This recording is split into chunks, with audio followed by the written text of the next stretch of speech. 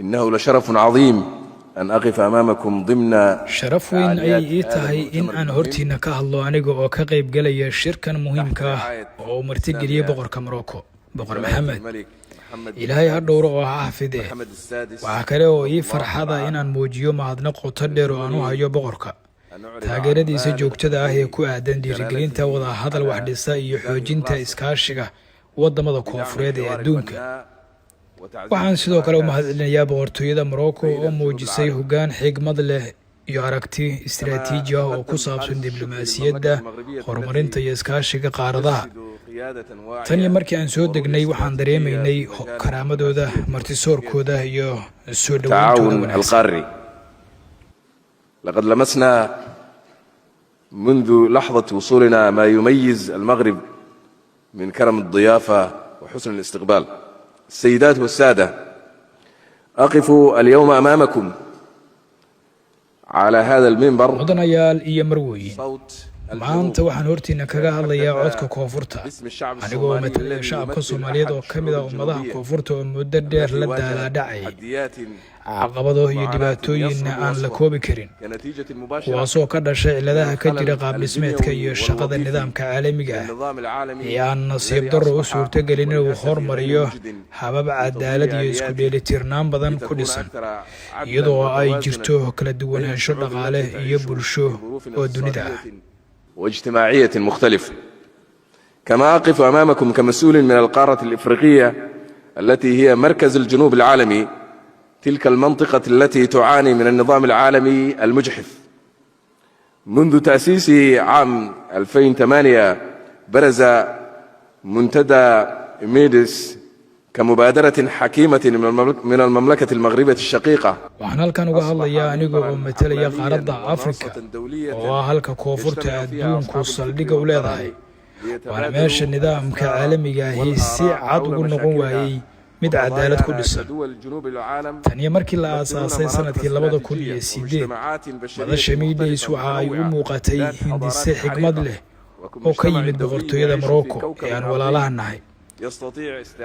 waxay noqotay madal caalami ah oo ay ku kulmaan hogaamiyayaasha fikirka iyo go'aan qaadashada si ay uga wada hadlaan arrimaheena iyo dhibaatooyinkeena annagoo ah dalalka koonfurta adduunka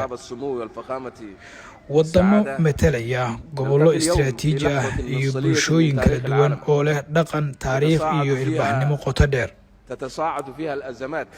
dunideenu waa mid leh khayraad iyo aqoon kala duwan oo ku filan in lagu daboolo baahiyaha haddii si xigmad leh loo maamulo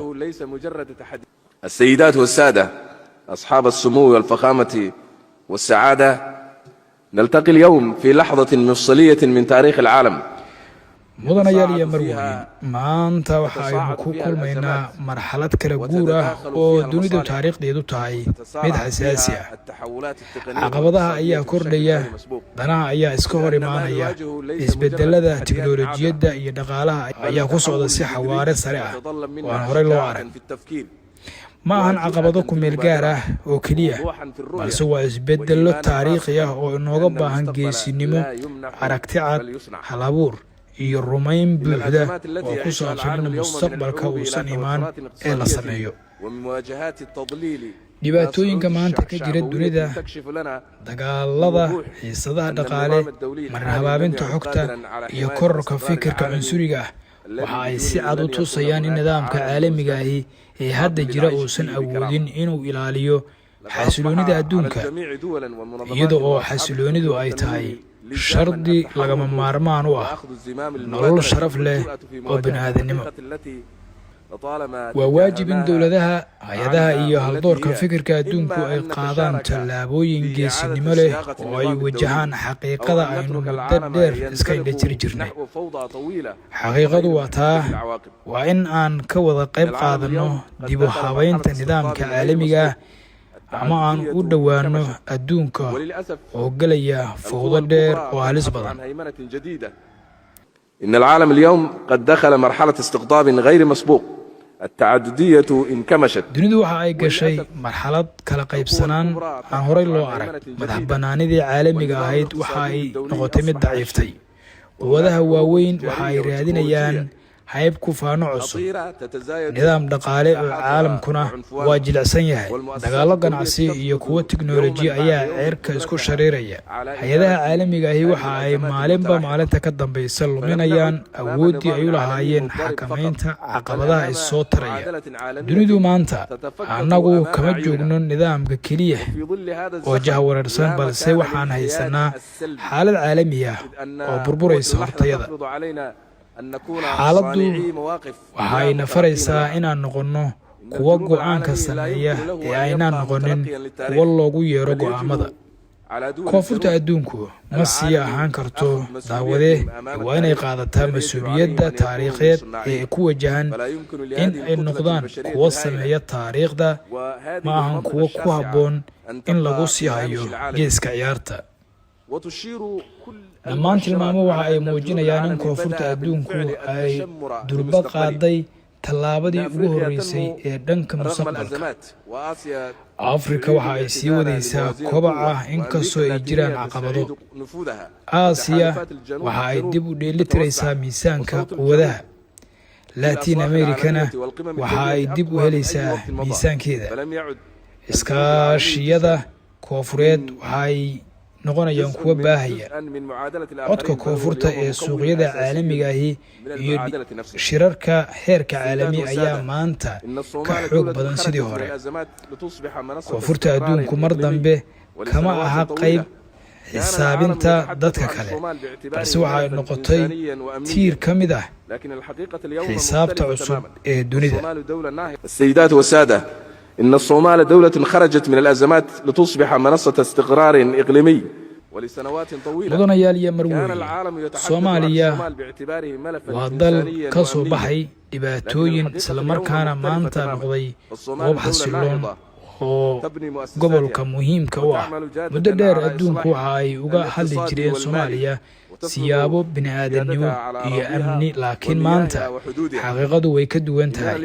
soomaaliya waa dal soo kacaya dhisaya hay-adihiisa dib u habayn ku samaynaya dhaqaalihiisa iyo maaliyaddiisa oo awood u yeeshay in uu difaaco xuduudihiisa biyihiisa iyo dhulkiisa maanta waxaan xoojinay difaaca qarankeenna annagoo dhisnay ciidan qaran oo awood u leh in uu iskiis u maareeyo amniga qaranka islamarkaana door muhiim ah ku yeelan kara nabadda iyo amniga caalamiga ah waxaan dib u dhisaynaa dhaqaalaha annaga oo markaa ku dhisan kobac iyo kala duwanaansho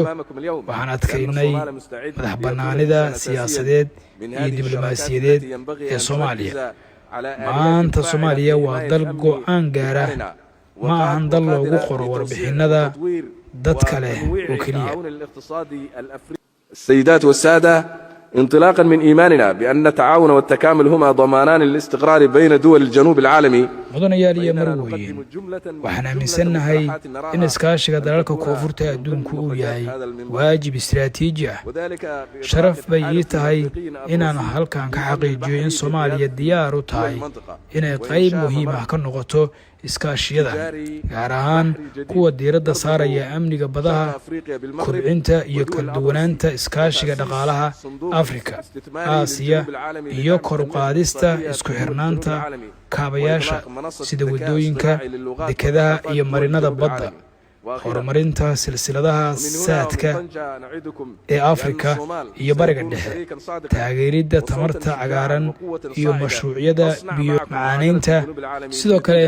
dhiirigelinta hal abuurka iyo mashaariicda dijitaalka ah ee xuduudaha dhaafa السيدات والسادة انطلاقا من إيماننا بأن التعاون والتكامل هما ضمانان للاستقرار بين دول الجنوب العالمي mudanayaal iyo marwooyin annaga oo aaminsan in iskaashi iyo isku tanaasul ay yihiin furaha xasiloonida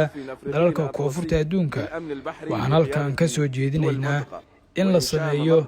isbahaysi bad ilaalin oo afrika atlas ah oo ay hogaaminayaan dalalka gobolka in la abuuro marin ganacsi oo badeed oo cusub oo isku xira geeska afrika morocco iyo dalalka atlaasta in la aasaaso sanduuqa maalgashiga koonfurta adduunka si uu u taageero kobaca dhaqaalaha dalalka koonfurta